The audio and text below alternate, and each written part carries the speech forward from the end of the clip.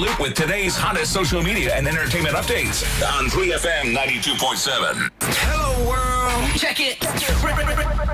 The Buzz, your daily dose of social media trends and hot entertainment news. You know what it is. My station. 3FM 92.7. Yeah.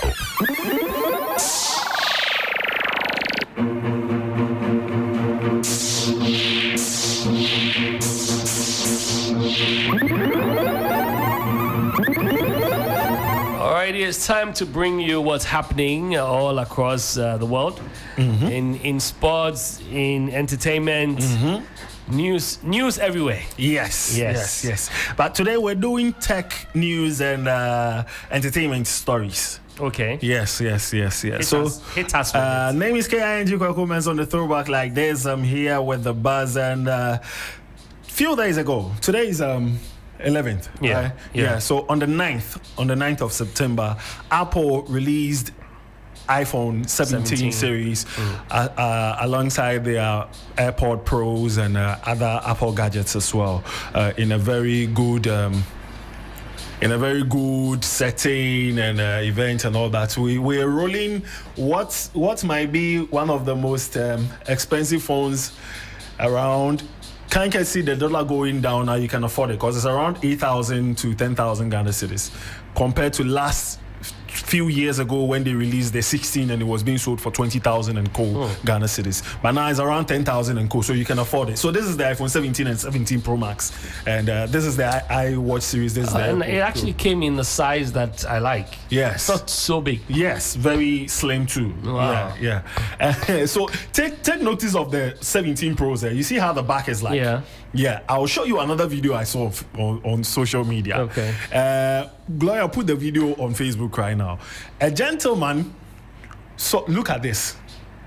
The new iPhone 17 that came 3 days ago. I don't know if they had glued the back to it and he had noticed it was fake that was being sold to him, or he was just peeling that thing off to show that it's just the same as iPhone 16. They've just extended that back. I don't know. So that's him opening the back, and he opened it easily too, and it didn't affect the phone. It wasn't as if it was built into the phone that when you open it, it will destroy the phone. It's like it has just been glued to it.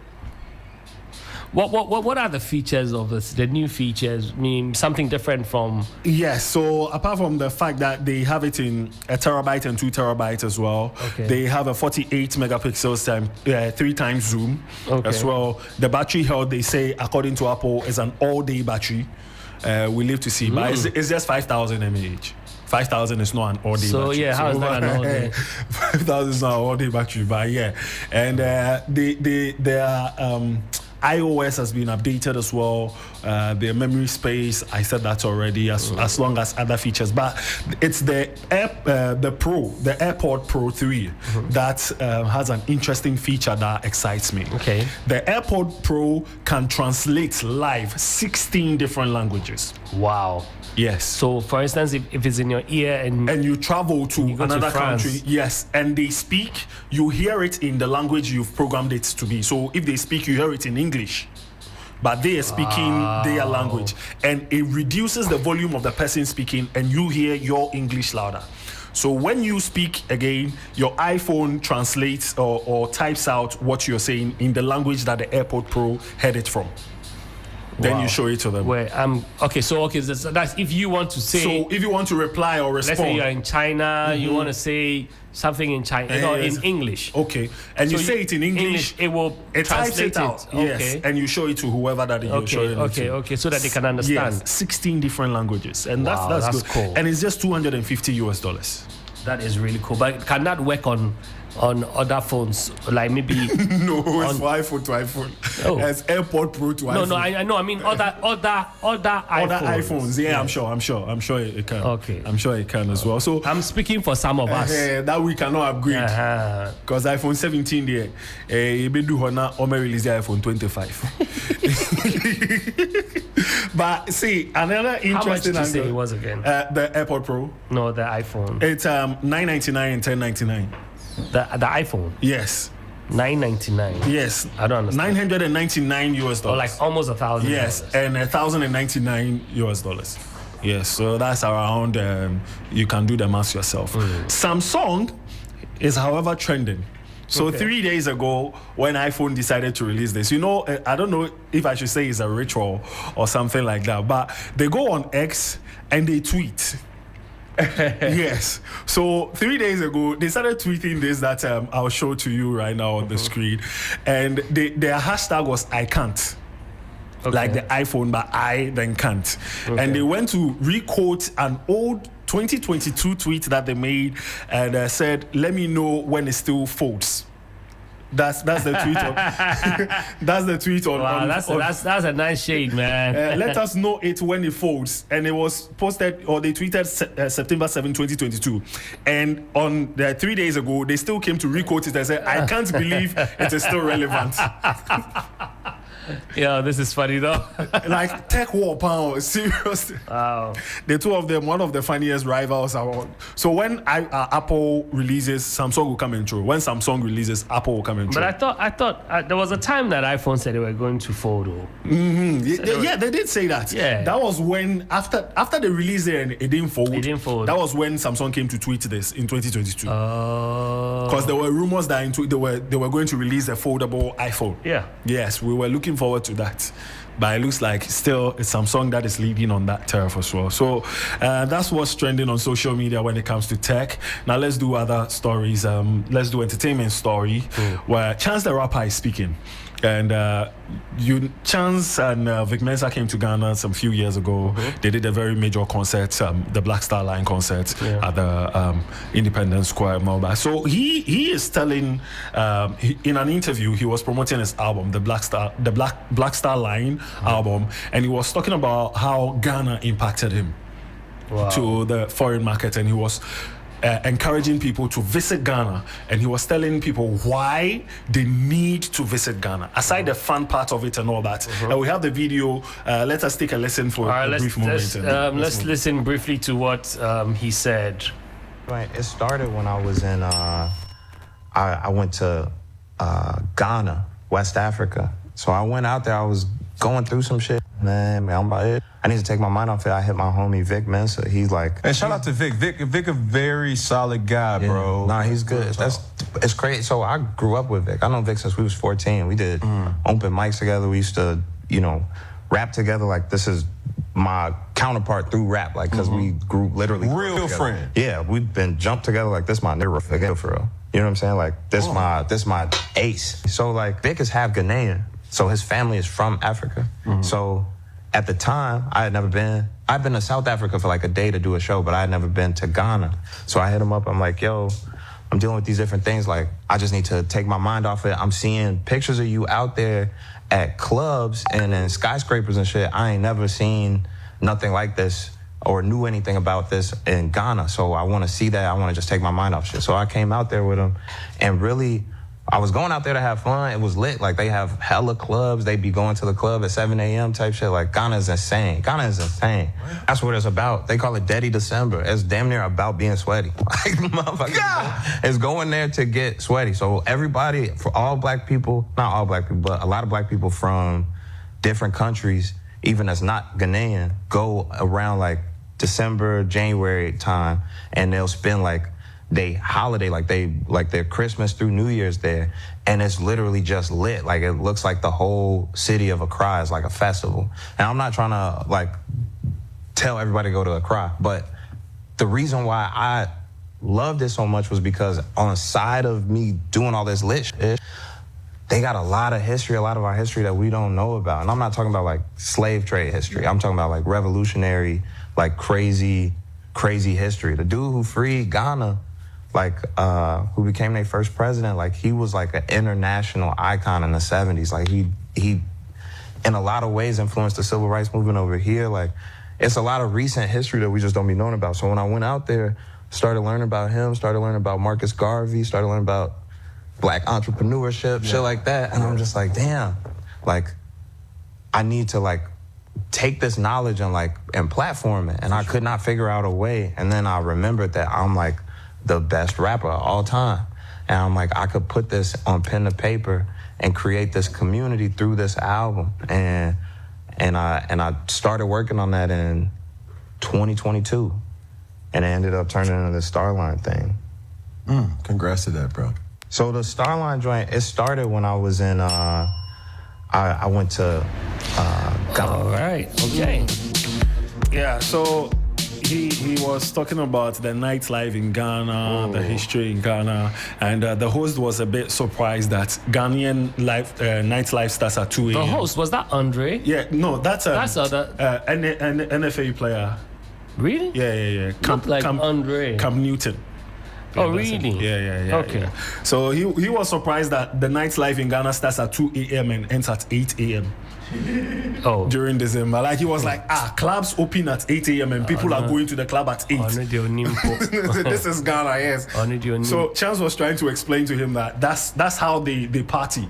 People come out at 7, they want to go to the club in the morning. Yeah. And all that. And he was also talking about Kwame Nkrumah and the other history apart from slavery that he learned when he came to Ghana and all that. And he was encouraging people to come through. I think this is like a good platform. Like, messages like this is what push Ghana out there as a tourism hub and all that. So when I saw it, I decided to. I mean, it's one of the things that we can applaud the previous government for.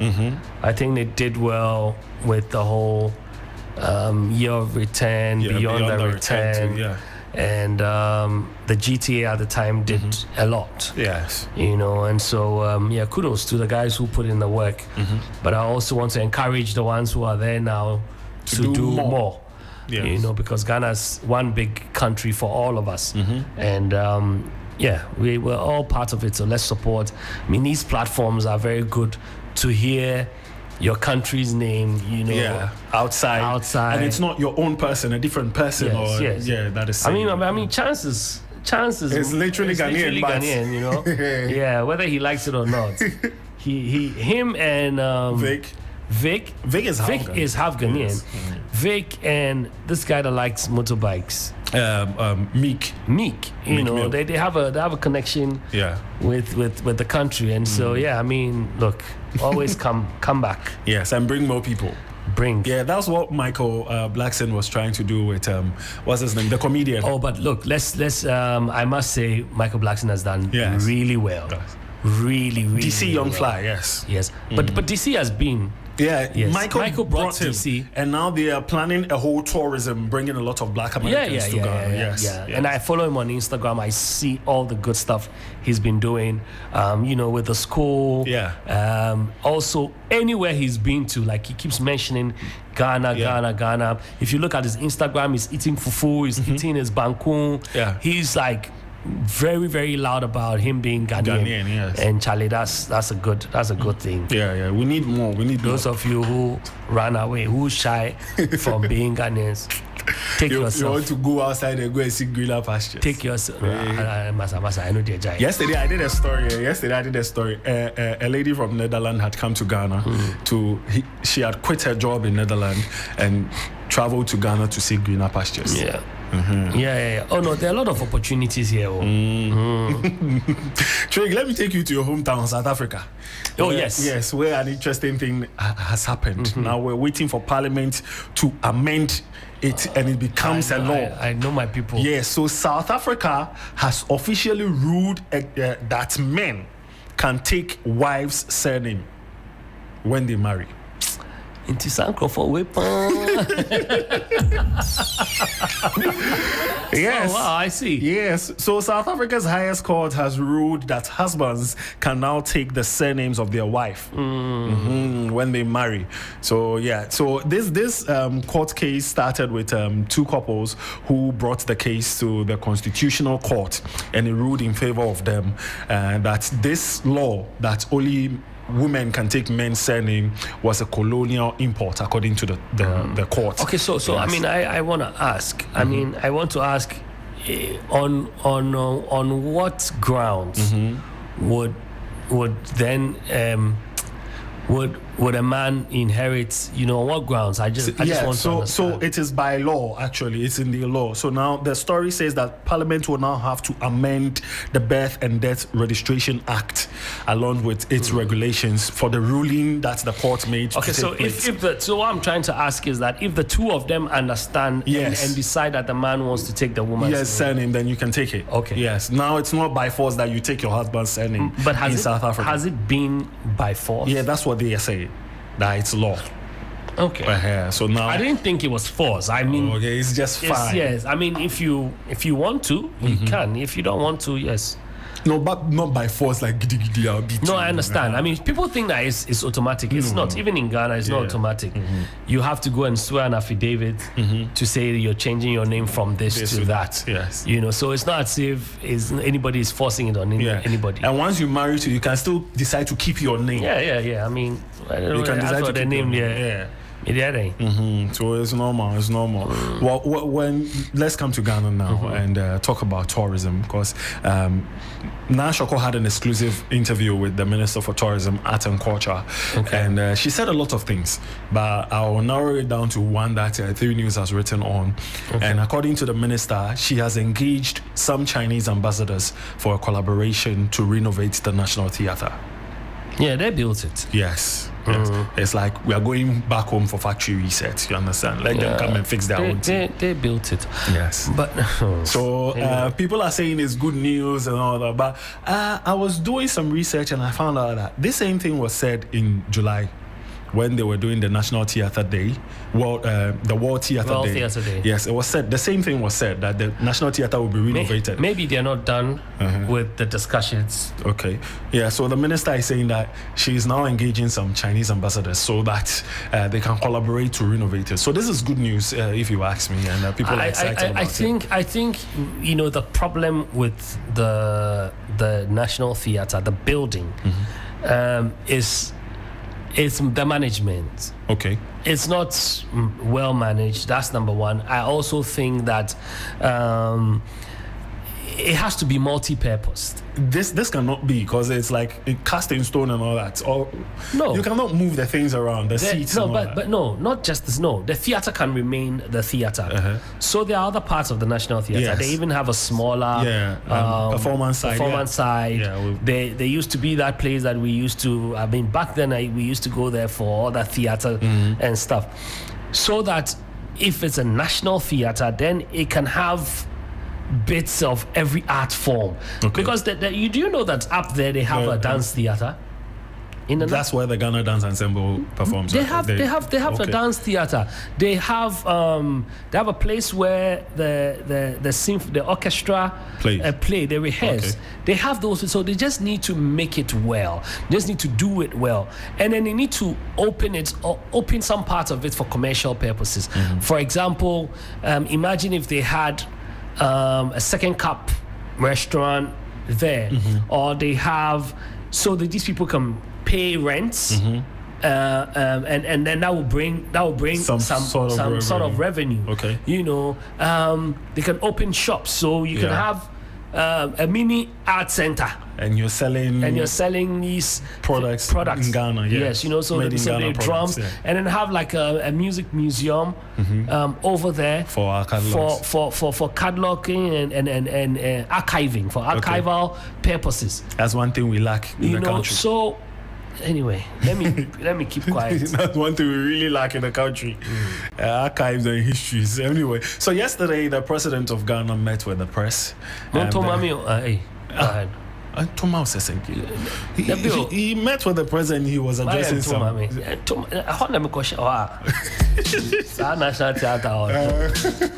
Anyway, I said to me, because things must change. Yes.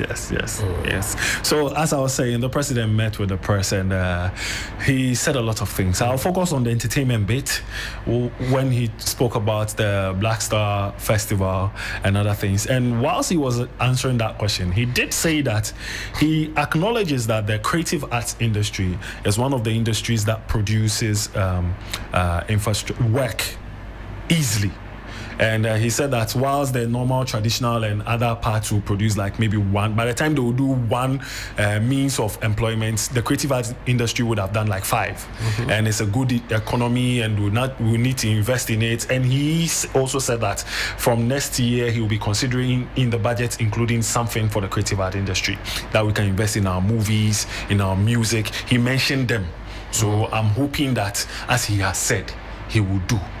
You can understand. So I'm reiterating what the president said, amongst other things, the entertainment bits, the investments that he said he will do. It's the understanding, you know. So it's the understanding. Basically, yes, it's just understanding. If we can separate entertainment from creative arts is not entertainment. Creative arts can be used for entertainment. Yeah, but creative arts is not entertainment. Different. We can focus on. If we can separate these two, that's where, you know, a proper understanding. That's where we can start doing things well. You know, like policies that affect the creative arts. That policy has been hanging, you know, with them for a very long time. They say they'll pass it, they'll do this. It's not happening. It needs to start from there, and then the ecosystem itself must be enabling enough for the creative artists. So it's not just, so if you're a dancer, you know where to go to, and you know where to start from, where it will get you. Yeah. And then before you come to the entertainment bit, so that the people who now want to become entertainers out of it, because the creative arts, within creative arts, there's also the administrators. And they need to equally be schooled. They need to be considered. True. But as it stands now, it's just a few people who have some money, who have some passion for it, that are sacrificing. Yeah. Because their ROI is not promised. They are just sacrificing. They're just investing. They don't know if they will reap anything. And we all know the potential that the sector has. True. And so the few who know are taking advantage. You know, even from the big corporations, they're all taking advantage. And the creative artists will suffer in the end. So this thing is not something that we can joke with. It can't even be a PR thing. If we really want to we need to separate it. We need to start laying the foundations well. And for you to do that, you will become very unpopular, Mr. President. And I believe that when I see how, you know, the president is going, I believe that he wants to leave a legacy. Yeah. You know, and so this is one thing that yes, and it will affect everybody. Yeah. But it needs to happen. Treg Akasa, vote for Treg. Otias, vote for Treg. This week you vote for Treg. Otias, Achempo, Ache Empo. Let me do my last story and bounce out of here. You know, these local and free-to-air television channels. You two for Salmasio Munti. You're the Omo Kokot. Okay. Yeah, so Atta Kojon Kansa Lowen, aka Lowen. Kojon Kansa, aka Lowen, has Lewin, they be all correct to me, has initiated legal actions against DTF, or a free-to-air television channel by name Abrimpong TV, for reportedly airing his movie A Country Called Ghana without license or authority, or authorization. Yes. So he did that. His lawyer released a letter, and the letter is on Facebook right now. Cease and desist illegal and unauthorized broadcasting and demand for compensation for unauthorized broadcast of the film titled A Country Called Ghana. And Lewin is demanding as much as 1 million Ghana cedis for them broadcasting his movie A Country Called Ghana. The movie is on Netflix. If not, they should give him the channel. Literally like 1 million Ghana cedis. Then a ton station in man. Yes, that's all. No, so because these things are very, very important. These things about IP and all the licensing and Charlie. I mean, look, we need to take these things very seriously, and this is what I'm saying. It will affect everybody. It will affect everybody. And when the gentleman works really hard, puts his money, especially in the investment, especially in a country where you get least support when it comes to funding. to shoot a whole film, and then you decide to just show it easy, just like that. When you can just go to him, pay for the license, and then if you want to air it, then you air it. But you haven't paid for it. He hasn't licensed it to you in any way or any form, and you're just showing, and you think it's cool. I feel like the country itself, some people need some form of education on what to show, what not to show, what to do, what not. People. Yes, because they feel like they can show everything at every time. Because it's a TV station or it's a radio station or whatever, they can do anything at any time. They forget the fact that everybody's doing it. Yes, they forget the fact that the things you're showing on your TV station was produced or made by somebody that invested. So it's the person's property.